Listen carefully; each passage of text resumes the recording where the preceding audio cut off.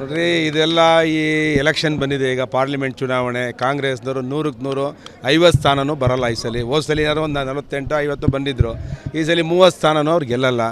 ಈಗ ಅವ್ರ ಹತ್ರ ಇಂಡಿಯಾ ಒಕ್ಕೂಟ ಇದೆಲ್ಲ ಚಿಂದಿ ಚಿದ್ರನ ಆಗಿಬಿಟ್ಟಿದೆ.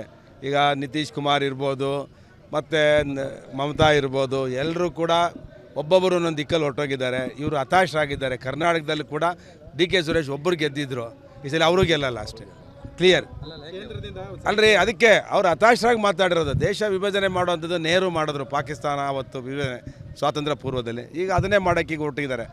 ಯಾವುದೋ ದಕ್ಷಿಣ ಭಾರತ ಉತ್ತರ ಭಾರತ ಅಂತೇಳಿ. ಇವೆಲ್ಲ ಈ ದೇಶದಲ್ಲಿ ಕಾಂಗ್ರೆಸ್ನವರು ಈ ದೇಶವನ್ನು ನಾಶ ಮಾಡಿದಂಥವ್ರು.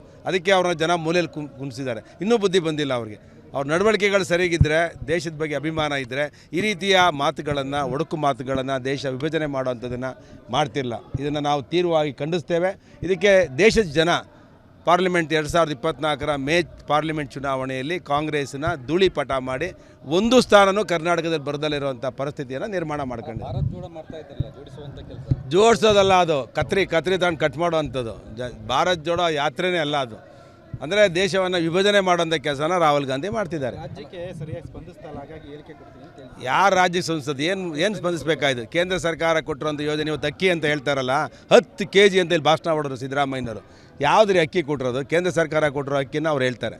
ಇವತ್ತು ಕೇಂದ್ರ ಸರ್ಕಾರದ ನೂರಾರು ಯೋಜನೆಗಳನ್ನು ಬಡವರ ಪರ ಇವ್ರೇನು ಮಾಡಿದ್ರು? ಸರ್ಕಾರ ಬಂದ ಮೇಲೆ ಬರೀ ಬಿಟ್ಟಿ ಭಾಗ್ಯ ಅಂತ ಹೇಳ್ಕೊಂಡು ಒಬ್ರಿಗೂ ಭಾಗ್ಯ ಕೊಡೋದಲ್ಲ, ಮಕ್ಮಲ್ ಟೋಪಿ ಹಾಕೊಂಡು ಭಾಷಣ ಮಾಡ್ಕೊಂಡು ತಿರುಗ್ತಿದ್ದಾರೆ. ಇವತ್ತು ಮೋದಿಯವ್ರು ಕೊಟ್ಟಿರೋಂಥ ಕೃಷಿ ಸಮ್ಮಾನ್ ಯೋಜನೆ 6,000 ರೂಪಾಯಿ ಪ್ರತಿ ರೈತನಿಗಿರ್ಬೋದು, ಉಜ್ವಲ ಗ್ಯಾಸ್ ಯೋಜನೆ ಇರ್ಬೋದು, ಸ್ವಸಹಾಯ ಸಂಘಗಳು ಹೆಣ್ಮಕ್ಳಿಗೆ ಕೊಡುವಂಥ ಯೋಜನೆಗಳು. ಈ ದೇಶದಲ್ಲಿ ಮೋದಿ ಕೊಟ್ಟಂಥ ಯೋಜನೆಗಳನ್ನು ಪ್ರಪಂಚದಲ್ಲಿ ಯಾರೂ ಕೊಡೋಕ್ಕೆ ಸಾಧ್ಯ ಇಲ್ಲ. ಅಂಥ ಬಡವರ ಪರ ಯೋಜನೆಗಳನ್ನು ಮೋದಿಯವರು ಕೊಟ್ಟಿದ್ದಾರೆ. ಆದರೆ ಕಾಂಗ್ರೆಸ್ನವರು ಅದನ್ನು BJP ಪ್ರೋಗ್ರಾಮ್ಗಳನ್ನು ಅವರು ಸ್ಟಿಕ್ಕರ್ ಹಾಕೊಂಡು ನಮ್ಮ ಯೋಜನೆ ಅಂತ ಹೇಳುವಂಥದ್ದನ್ನು ಫಸ್ಟ್ ಬಿಡಬೇಕು. ಅದರಿಂದ ಈ ಬಾರಿ 2024ರಲ್ಲಿ 100ಕ್ಕೆ 100 ಭಾರತೀಯ ಜನತಾ ಪಕ್ಷ ಇಲ್ಲಿ ಕೇಂದ್ರದಲ್ಲಿ ಮತ್ತು ಕರ್ನಾಟಕದಲ್ಲಿ 28 ಸ್ಥಾನವನ್ನು ತಗೊಳ್ತಾರೆ. ಅದಾದಮೇಲೆ ಹೋದ ಸಲ ಪಾರ್ಲಿಮೆಂಟ್ ಚುನಾವಣೆ ಆದಮೇಲೆ JDS ಕಾಂಗ್ರೆಸ್ ಪಕ್ಷ ಯಾವತ್ತು ಧೂಳಿಪಟ ಆಗಿ ಅವರವರೇ ಕಿತ್ತಾಡ್ಕೊಂಡು ಅಧಿಕಾರ ಕಳ್ಕೊಂಡ್ರು, ಆ ಥರ ಕಾಂಗ್ರೆಸ್ಸು ಕೂಡ ಈ ಪಾರ್ಲಿಮೆಂಟ್ ಚುನಾವಣೆ ಆದಮೇಲೆ ಮನೆ ಕಡೆ ಹೋಗ್ತಾರೆ. ನೋಡ್ರಿ, ಇದು ಈ ಚುನಾವಣೆ ಸ್ಟಂಟು. ಏನು ಅವತ್ತು ಸಿದ್ದರಾಮಯ್ಯನವ್ರು ಬಂದು ಇಲ್ಲಿ ಕಾರ್ಯಕ್ರಮ ಮಾಡಿದ್ರು, 618 ಕೋಟಿ, 1 ರೂಪಾಯಿನೂ ಬಿಡುಗಡೆ ಮಾಡಿಲ್ಲ. ಅದು ಹಿಂದಿನ ನಮ್ಮ ಸರ್ಕಾರ ಮಾಡಿರೋ ಯೋಜನೆಗಳನ್ನು ಉದ್ಘಾಟನೆ ಮಾಡೋರು. ಶಂಕುಸ್ಥಾಪನೆಯೂ ಕೂಡ ಯಾವುದು ಸರ್ಕಾರ ನಮ್ಮ ಸರ್ಕಾರ ಇದ್ದಂಥ ಸಂದರ್ಭದಲ್ಲಿ ಹಣ ಬಿಡುಗಡೆ ಆಗಿತ್ತು, ಅವು ಟೆಂಡರ್ ಆಗಿರಲ್ಲ, ಅವಾಗ ಬಂದು ಕಲ್ಲಾಕಿ ಹೋಗಿದ್ದಾರೆ ಅಷ್ಟೇ. ಸಿದ್ದರಾಮಯ್ಯನವರು ಈ ಜಿಲ್ಲೆಗೆ 1 ನಯಾ ಪೈಸೆನೂ ಹಣ ಕೊಟ್ಟಿಲ್ಲ. ನಾನು ಭಾಳ ಸ್ಪಷ್ಟವಾಗಿ ಹೇಳ್ತೇನೆ ಈ ವಿಷಯದಲ್ಲಿ.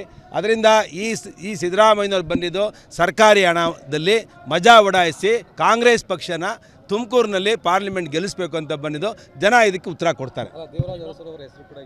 ಅವ್ರು ಯಾರು ಹೆಸರು ಹೇಳಿ, ದೇವರಾಜ್ ಹೆಸರು ಹೇಳೋದಕ್ಕೆ ನಮ್ಮದೇನು ತಕರಾಲಿಲ್ಲ. ಹಿಂದುಳಿದ ನಾಯಕರು, ನಮ್ಗೆ ಅವ್ರ ಬಗ್ಗೆ ತುಂಬ ಗೌರವ ಇದೆ. ಒಂದು ಹೋರಾಟಗಾರ ಆಗಿದ್ದಂಥವ್ರು ಸಂಪೂರ್ಣ ಆಗದಲ್ಲೇ ಇಟ್ಟಿರೋದು ಸರಿಗಿಲ್ಲ. ಅದರಿಂದ ಅದನ್ನು ನಾವು ವೇದಿಕೆ ಇದೆ, ಅದನ್ನು ನಮ್ಮ ವಿರೋಧ ಪಕ್ಷದ ನಾಯಕರು ಮಾತಾಡ್ತಾರೆ. ಅನುಕ್ಷಣದ ಸುದ್ದಿಗಳಿಗಾಗಿ ವಿಸ್ತಾರ ನ್ಯೂಸ್ ಯೂಟ್ಯೂಬ್ ಚಾನೆಲ್ ಸಬ್ಸ್ಕ್ರೈಬ್ ಮಾಡಿ. ಹೊಸ ಸುದ್ದಿಗಳ ನೋಟಿಫಿಕೇಶನ್ಗಾಗಿ ಬೆಲ್ ಐಕಾನ್ ಕ್ಲಿಕ್ ಮಾಡಿ. ಲೇಟೆಸ್ಟ್ ಅಪ್ಡೇಟ್ಸ್ಗಾಗಿ www.vistaranews.com ವೆಬ್ಸೈಟ್ಗೆ ವಿಸಿಟ್ ಮಾಡಿ. ಅಂಗೈಯಲ್ಲೇ ಜಗತ್ತಿನ ಸುದ್ದಿ ತಿಳಿಯಲು ವಿಸ್ತಾರ ನ್ಯೂಸ್ ಕನ್ನಡ ಆಪ್ ಡೌನ್ಲೋಡ್ ಮಾಡಿ.